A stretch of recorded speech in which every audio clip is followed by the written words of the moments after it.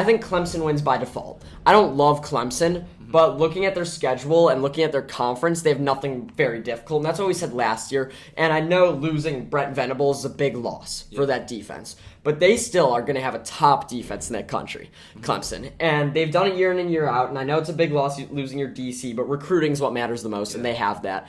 DJ will be fine. I think this team cruises through, and they can afford to lose a game to win the ACC and still get into the playoffs. So that's what I see happening. I think they'll lose a game somewhere, but I think when push comes to shove, they'll win the conference championship. They'll make the playoffs. So yeah, when being taxed with picking my conference champions, I knew one of my takes had to be hot, just for the sake of nothing ever happens the way it's supposed to almost. Does that make sense?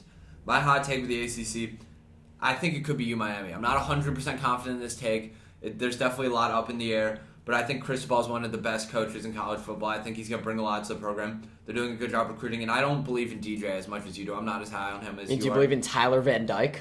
This is my thing, is that college football sometimes doesn't make sense, and that's why I'm taking Miami here. I think that they could potentially start the season hot and just carry over. But with that being said, this could also be a complete fluke year for them. I love Mario Cristobal.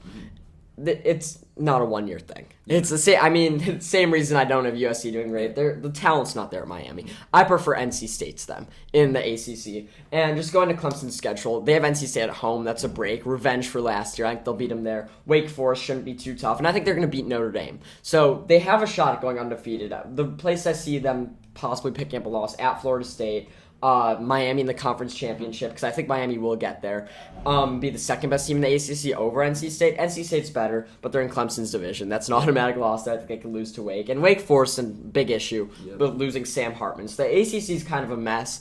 And with this realignment, they're kind of standing alone. They haven't lost anyone yet. They're not planning on it. So just this year, I think Miami will take a step forward, but not be great. I think NC State's a little overhyped, and I think Clemson is just going to be able to win those close games late, and that's how they're going to win the conference and end up going into the playoff.